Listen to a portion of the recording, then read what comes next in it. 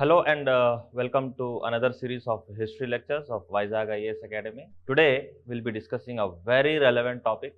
It's currently in news and highly important as far as UPSC is concerned. A lot of times it is heard that history is having very less current affairs, but that's not true because recently current affairs, there has been a lot of current affairs which is involving history, and therefore current affairs is becoming an integral part of the history, right? So the topic for today is a very important topic. You can see here it is Balochistan, the history of Balochistan and the way insurgency is happening in Balochistan. Why is it so important? Why is it so relevant? Because in the recent news we have seen that Balochistan insurgents have hijacked a train in Pakistan from Quetta, and there is another incident recently that they have bombed and killed a lot of Pakistan army soldiers in a bus. So these things are attracting a lot of importance.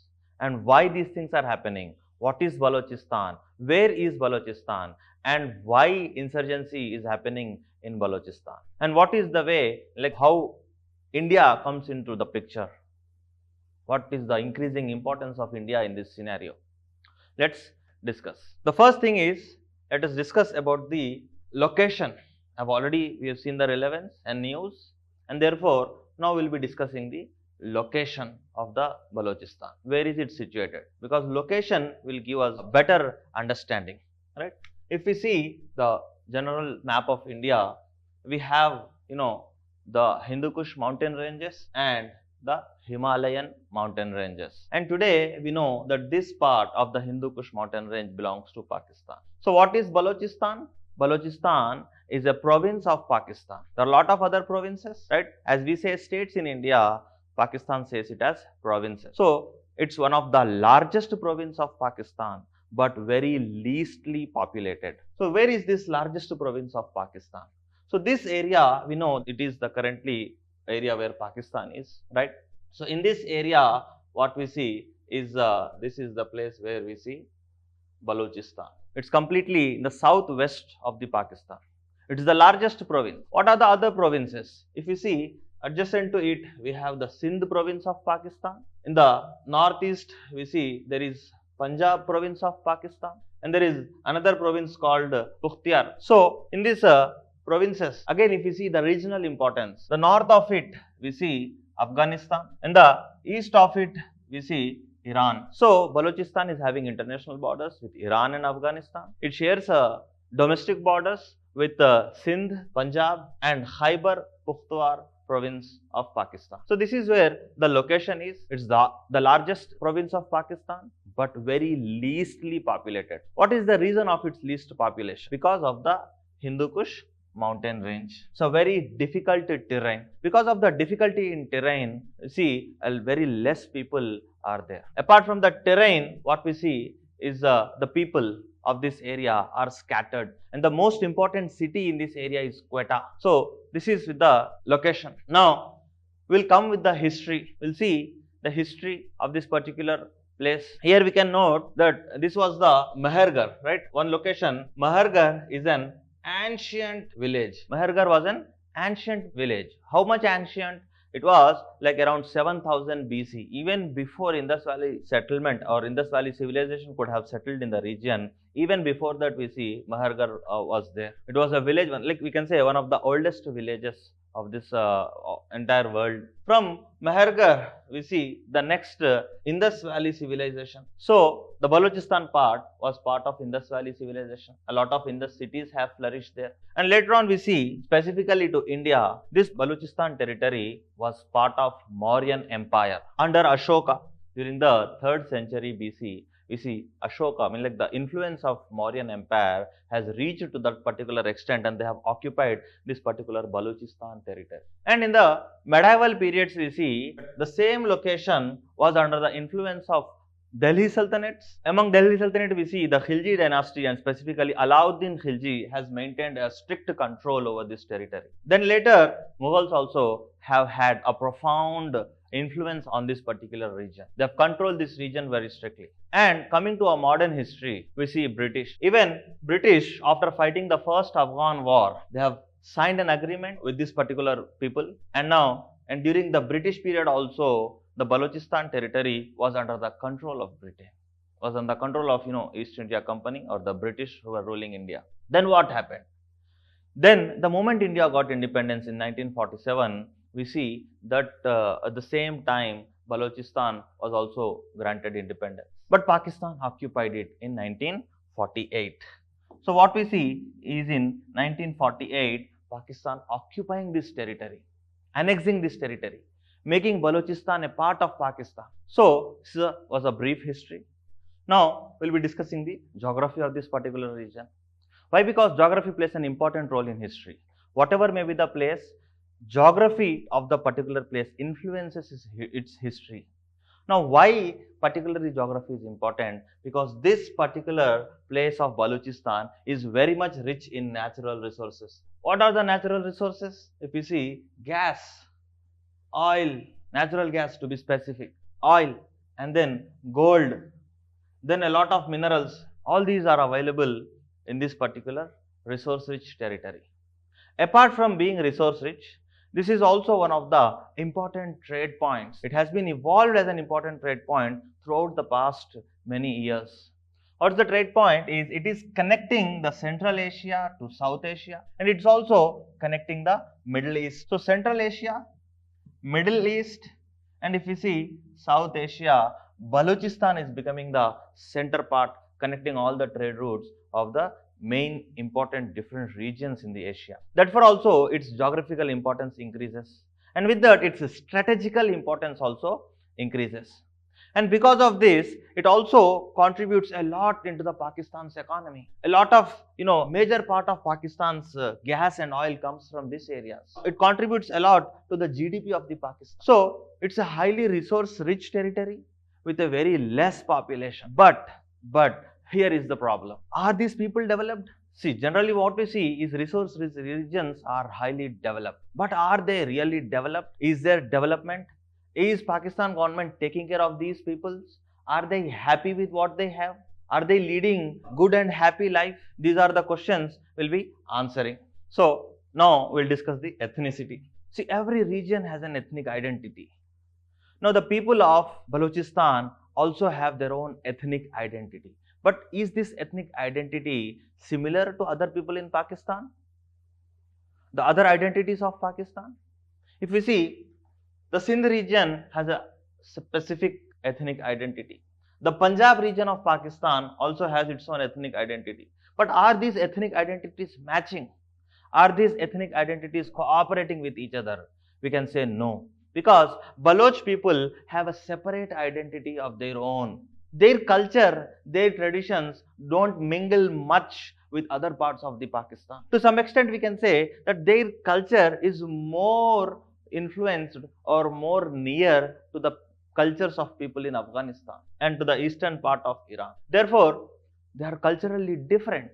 Their ethnic identity is different. But when their ethnic identity is different, are they given importance? What's the government doing there? If we see, this Balochistan is an area after its annexation. As we have seen, in 1948 it was annexed. After its annexation, steadily Pakistan has increased its military presence in this area. There is a huge military presence which is leading to massacres, which is leading to a lot of troubles in Pakistan, specifically in Baloch area. This thing is leading to mass murders, chaos, unhappy lifestyles, and complete underdevelopment. A resource-rich region over a period of time completely is becoming underdeveloped. Their identity is not recognized. They are completely neglected in Pakistan's politics as well as Pakistan's economic development. Therefore, there is a strong reason for them to be unhappy. And this particular reason itself, we see as when there is no development, now this particular reason is becoming the core reason for their concerns, for their unhappy lifestyles. Now, coming to see what did they do? Once they are unhappy, you see what's the next process happening. Now discussing about their insurgency, how insurgency started. What is insurgency? Insurgency is revolt against the government. It's rebellion against the government. And what is the aim of this particular insurgency?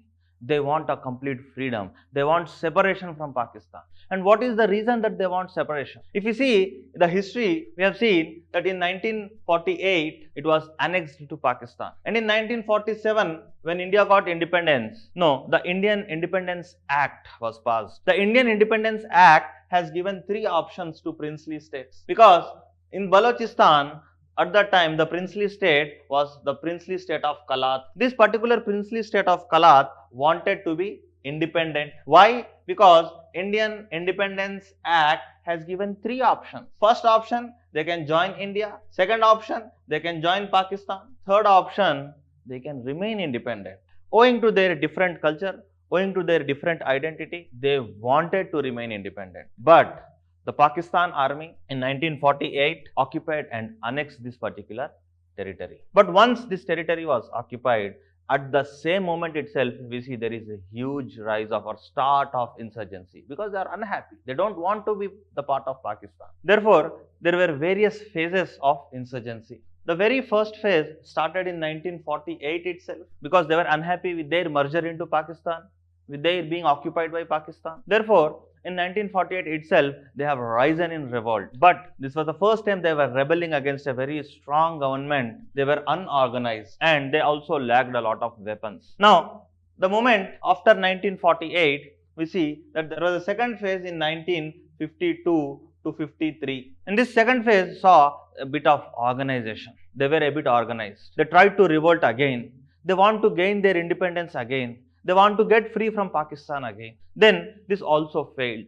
Then later on we see in 1963 till 66 there was the third phase of rebellion. This third phase of rebellion was more developed, it was more weaponized, it was more violent and a lot of people got killed. And we see that somehow this movement also failed because Pakistan crushed even this movement with heavy military. Fourth phase of this movement will be seen from during 1974 till 77.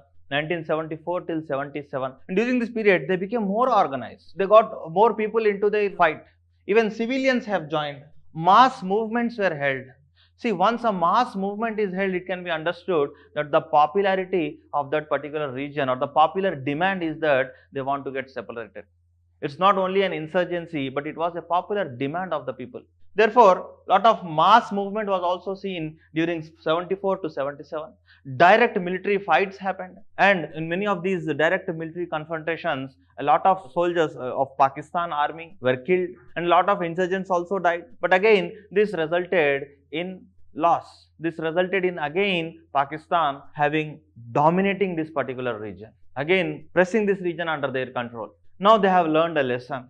Now they have learned that they cannot go for a direct fight with Pakistan because Pakistan's army and military is mighty. And this particular region being very small and their resources being drained by Pakistan, their development being taken away by Pakistan, they being neglected, they lacked all sorts of resources. And because they lacked all sorts of resources, they now went for guerrilla warfare. The fifth phase we see starting from 2000 and later on. So, from this phase, we see they are not going for a direct confrontation with Pakistan's army. They are going for small guerrilla warfare. What is a guerrilla warfare? Hiding in forests, attacking suddenly, again getting back into forests. So, they are avoiding direct confrontation. And during this avoiding direct confrontation, they are not fighting a single battle, but they are fighting a series of prolonged battle. And that is the reason why this phase is still continuing till today. And this clearly shows that they are completely unhappy. They want their freedom.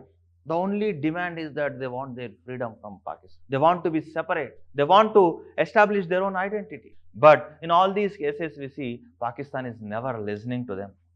And during the fifth phase of insurgency, we see some other factors also have come into play. The geopolitics. If we see the geopolitics, the other factors that come into play is China, the China factor. Now, this part being belonging to China, it has emerged as a major player in the Balochistan. Now, what Balochistan has to do with China? China, even though it's a very major economy, it lacks access from sea. If the West Asian countries, the European countries, if they want to trade with Pakistan or if China wants to trade with the West, it has to go through the Indian Ocean. That's a very big disadvantage for Pakistan. And Pakistan wants easy access or near access to this particular Arabian Sea. And therefore, Pakistan being an ally of China, Pakistan being very close to China, we have seen that Pakistan has put all its resources in the hands of China. Even it has put its territory into the hands of China. Thereby, China emerged as a very important player, building various projects. Now, what are the various projects? If you see, there are most important projects are China-Pakistan Economic Corridor. It's a freight corridor to transport goods, to transport raw materials. And apart from China-Pakistan Economic Corridor, China is also building port. What is this port? Gwadar Port. Where is the Gwadar Port located? Here. So China is building this Gwadar Port and Pakistan has already given it for a long-term lease to China. Pakistan has already given it to long-term lease to China.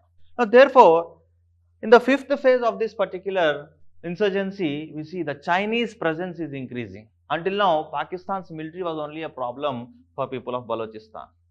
But now, the increasing Chinese presence is also becoming a lot of concern for them. Because with Chinese people, with Chinese investments, with Chinese companies coming there and they are building this particular road to Gwadar Port, that is what is called as China-Pakistan Economic Corridor, which also passes through, Pakistan occupied Kashmir. It's our territory.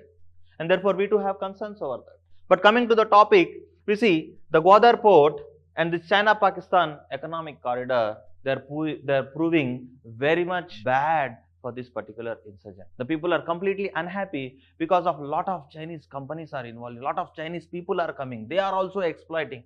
The Chinese people being more advanced, more learned, more literate, and Balochistani people being less in that particular positions, less in resources. Even Chinese are also exploiting the resources of Balochistan.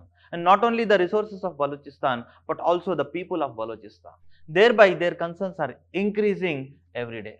Therefore, their insurgency is also increasing day by day. So, that's what the geopolitics that we have seen. Now, coming to the conclusion, we have seen till now that these lots of insurgencies happening in Balochistan. China is occupying a lot of territories indirectly, and the Balochistani people are also fearing that the Balochistan region may become a colony of China and their entire control being passed from the hands of Pakistan into the hands of China. So seeing this, you see that a lot of Balochistani people are appealing to the entire world that they want independence. They are highlighting these issues by various types of insurgent activities. They are bombing, they are hijacking. Every other day there is tensions in Pakistan. Therefore, this is the situation where India gains importance, where India comes into play. And these people, these insurgents from Balochistan, they are constantly appealing to India. They're asking India for help. Pakistan being neglecting them, neglecting their identity, they are appealing to India for help. And in these circumstances, we should not forget history. Because what history says, the same situations happened in Bangladesh, which was called as East Pakistan. East Pakistan, which was called earlier in 1971, we see after the Bangladesh war, India fought with Pakistan in the 1971 war and Bangladesh got its independence. So the same similar incidents are again repeating. So we can say history is repeating. Earlier, people from East Pakistan appealed to India. Now we can see that people from Balochistan are appealing to India for help, for their independence. Now these are the circumstances which Pakistan have to note. Pakistan have to take care of its people. Pakistan has to go for an inclusive growth. It should not neglect its own people of Balochistan. It should go for an equitable distribution of resources, inclusive government, formulating policies which will lead to development of this particular region. If Pakistan is not doing that, then Pakistan has to fear. Then again history may repeat. Then India's involvement might increase. Then again we see that Pakistan, another territory of Pakistan will get its independence and Pakistan will become into pieces. That is the reason why this particular topic is highly important in current and which is also linked to history. Thank you very much.